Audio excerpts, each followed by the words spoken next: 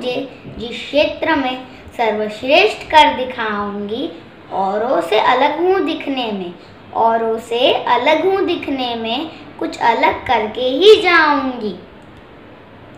चाह नहीं है एक अलग नाम की, चाह नहीं है एक अलग नाम की, इसी को महान बनाऊंगी। नारी हूँ मैं इस युग की, नारी हूँ मैं इस युग की, नारी की एक अलग पहचान बनाऊंगी।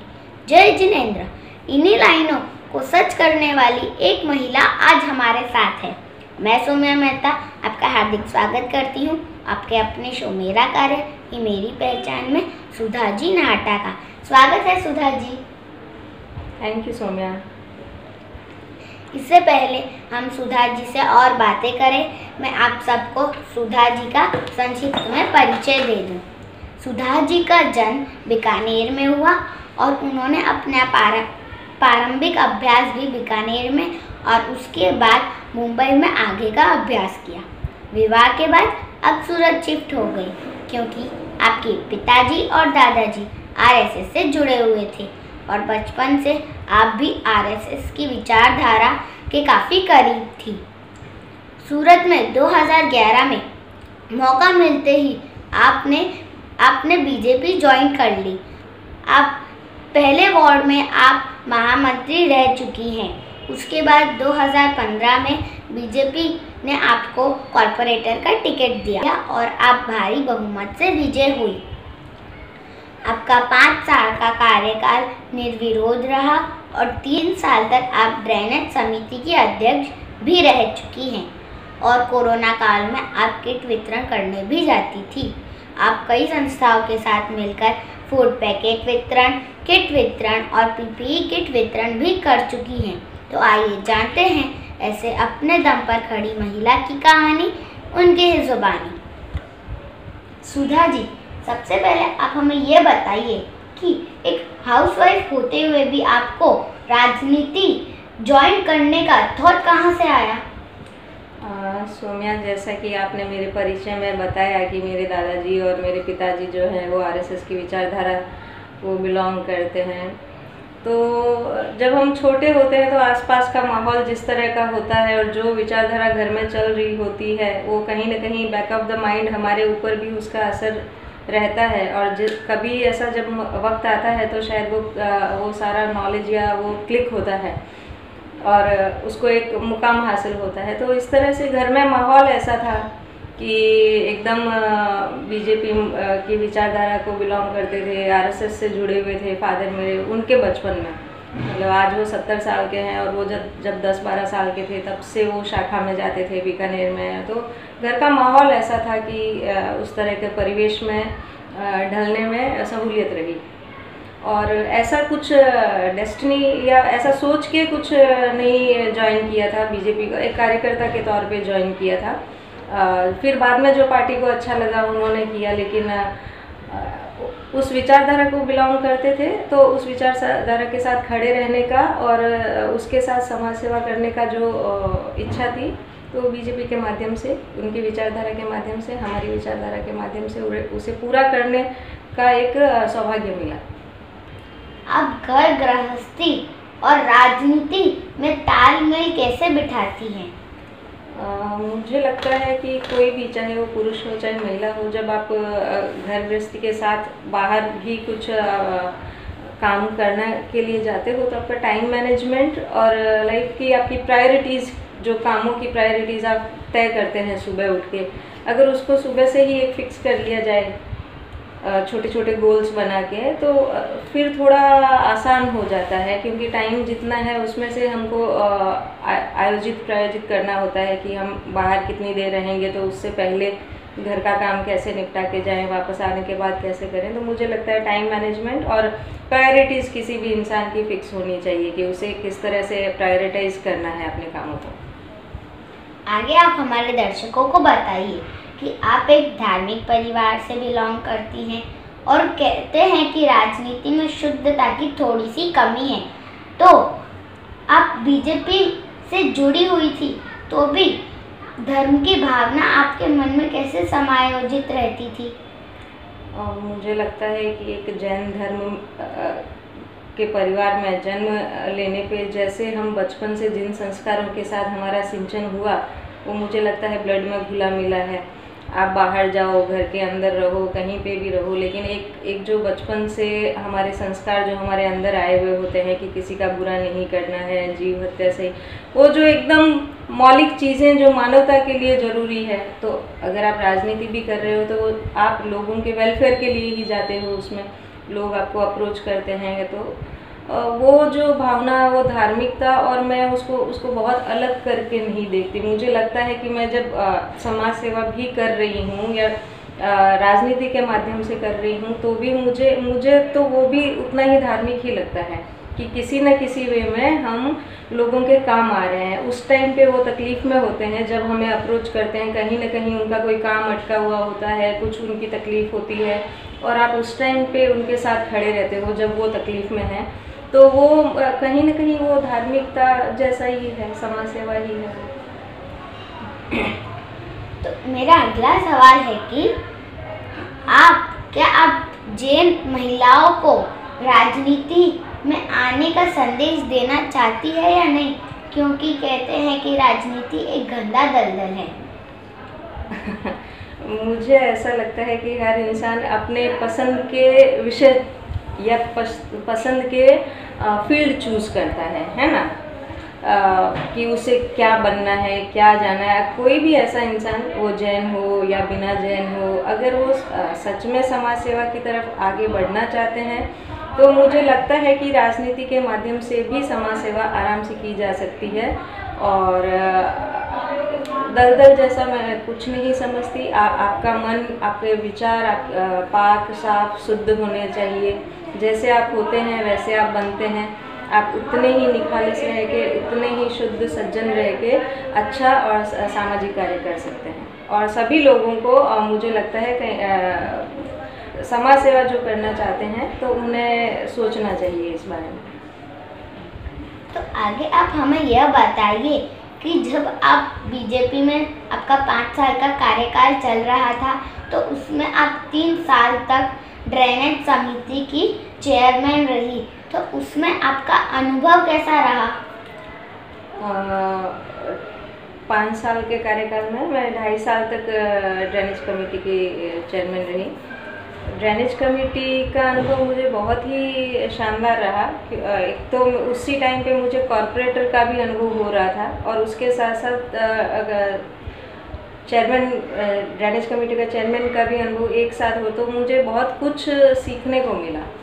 और उसी टाइम पे स्मार्ट सिटी में समावेश हुआ था, सूरत शहर का नियर अबाउट, और स्मार्ट सिटी के जो बेसिक प्रोजेक्ट होते हैं वो ड्रेनेज और पानी की व्यवस्था और उन सब से रिलेटेड होते हैं। तो उस टाइम पे बहुत सारे प्रोजेक्ट, ये खाड़ी का विकास है, खाड़ियों को क्लीन करना है, और पानी को, ड्रेनेज के को, और बहुत सारे सूरत में लोगों को पता नहीं होगा कि ड्रेनेज हम जो टॉयलेट में फ्लश कर देते हैं वो पानी, है ना, उसके बाद वो पानी कहाँ जाता है ना।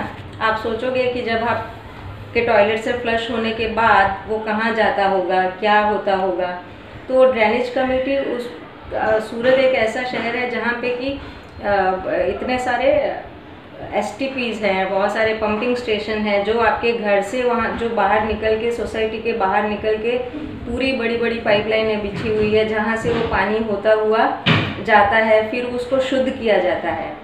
सीधा खाड़ी में या इस तरह से नहीं छोड़ा जाता, नहीं तो वो एनवायरनमेंट के लिए नुकसानदायक होता है। तो उसको इस हद तक भी शुद्ध करते, पहले तो उसको शुद्ध करके सिंपल खाड़ियों में छोड़ देते हैं। अभी ऐसा है कि वो शुद्ध करके वो पानी RO के पानी से भी ज़्यादा क्लीन करके उसको, जो पांडेसरा है या GIDC वगैरह है जहाँ पे कि बहुत सारे पानी की ज़रूरत होती है, तो सूरत के लोगों को मीठे पानी की जो हम सप्लाई देते हैं उसमें कहीं पे किल्लत ना आए, और इंडस्ट्रीज़ में जो पानी की ज़रूरत होती है वहाँ पे कोई उस तरह के पानी की ज़रूरत नहीं है, तो उस पानी को शुद्ध करके इंडस्ट्रीज़ को बेचा जाता है, सो दैट एनवायरनमेंट के लिए भी वो अच्छा रहे, लोगों को पीने के पानी की किल्लत भी ना हो, और सरकार को उससे रेवेन्यू भी जनरेट हो।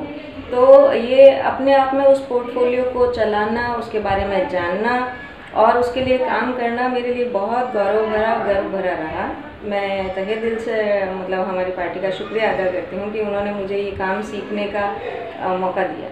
उसके साथ साथ उससे बिजली भी जनरेट करते हैं। वहीं पे एसटीपी पंपिंग स्टेशन जहाँ पे बने हुए कुछ जगह ऐसे भी है जहाँ पे उसको पंपिंग स्टेशन को या जो एसटीपी जो रन हो रहे हैं उसमें जो बिजली कंज्यूम होती है वो भी उस पानी से उसको मतलब बिजली भी जनरेट की जाती है ताकि वहाँ का खर्चा कम हो जाए। तो बहुत ही यूनिक है। और फिर उसके बाद में कि पेड़ पौधों के लिए कहीं पे जब बड़े बड़े गार्डन हैं, ऐसी भी कहीं पे जगह है वहाँ पे भी बहुत सारे पानी की ज़रूरत पड़ती है उन सबको मेंटेन करने के लिए। तो किसी भी हर तरह से उस पानी को शुद्ध करके जितना मैक्सिमम हो सके उसको वापस रीयूजेबल बनाना, ताकि पीने का पानी जो तापी नदी के माध्यम से अपने को मिलता है। सूरत शहर की बस्ती आप देख रहे होंगे कि लगातार बढ़ रही है और कहीं ना कहीं पानी की कमी किसी भी वे में लोगों को यहाँ पीने के पानी की कमी नहीं हो तो ड्रेनेज के पानी को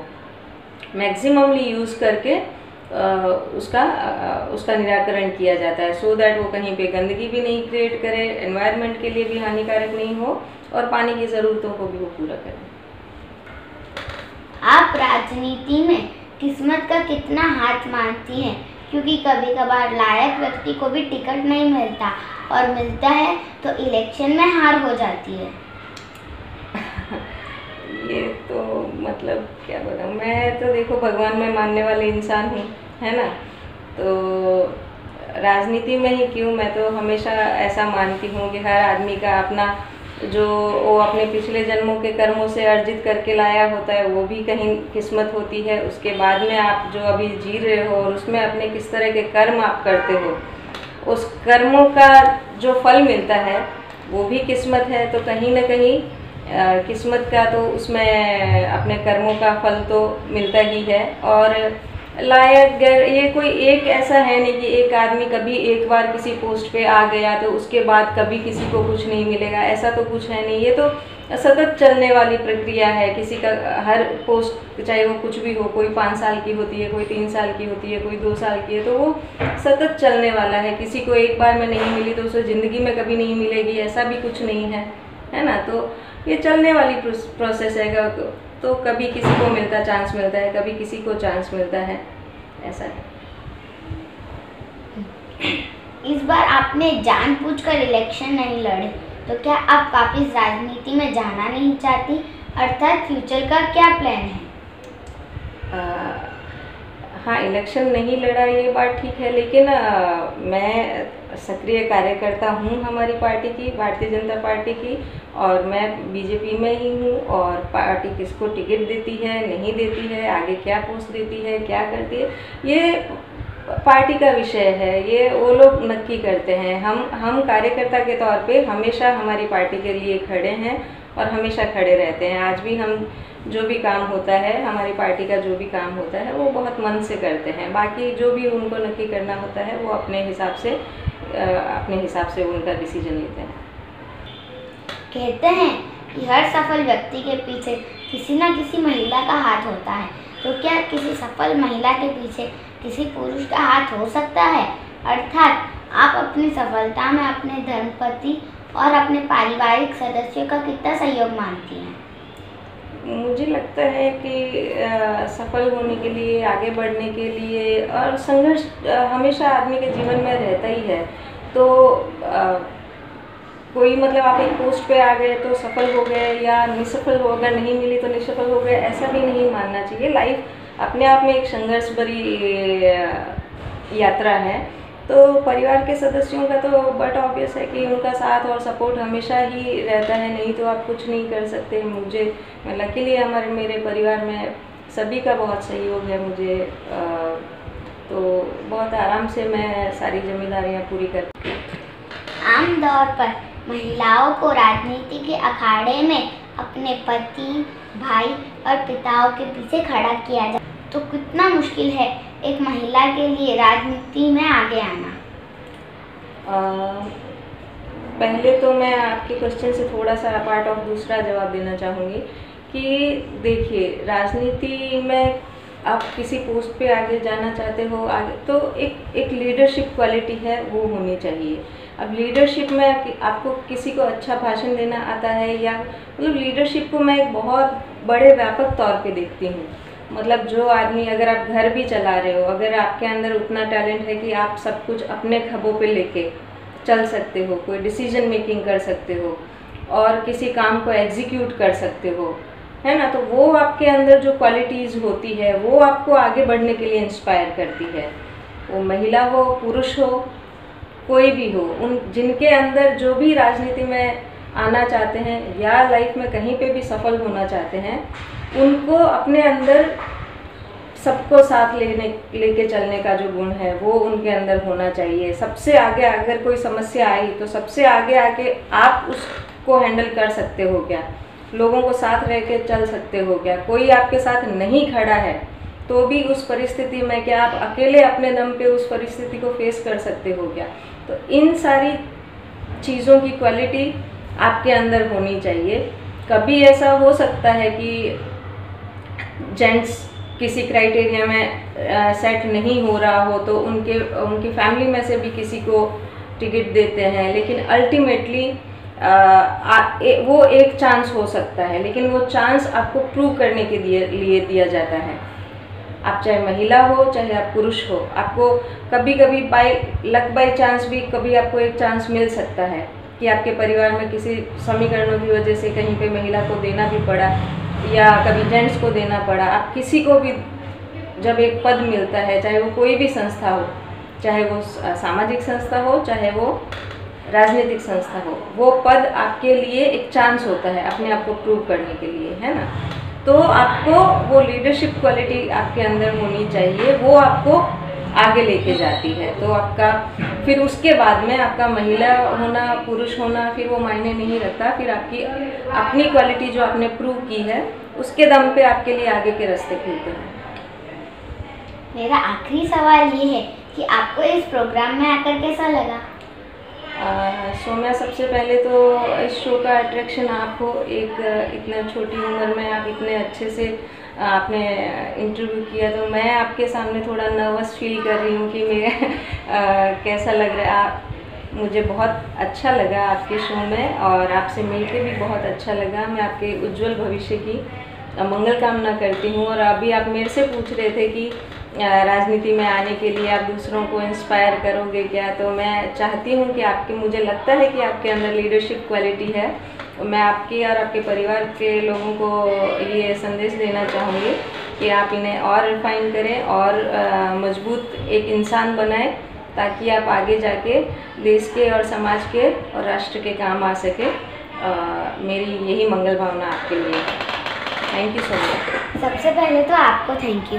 और अगर आप लोगों को मेरी वीडियोस अच्छी लगे तो लाइक करिए, ज़्यादा से ज़्यादा शेयर करिए, और अगर मेरे चैनल पे नए हैं तो चैनल को सब्सक्राइब करना मत भूलना और बेल आइकन दबाना मत भूलना, ताकि मैं जब भी नया वीडियो अपलोड करूँ तो आपको नोटिफिकेशन मिल जाए। तो फिर मिलेंगे एक नए वीडियो में एक नई हस्ती के साथ।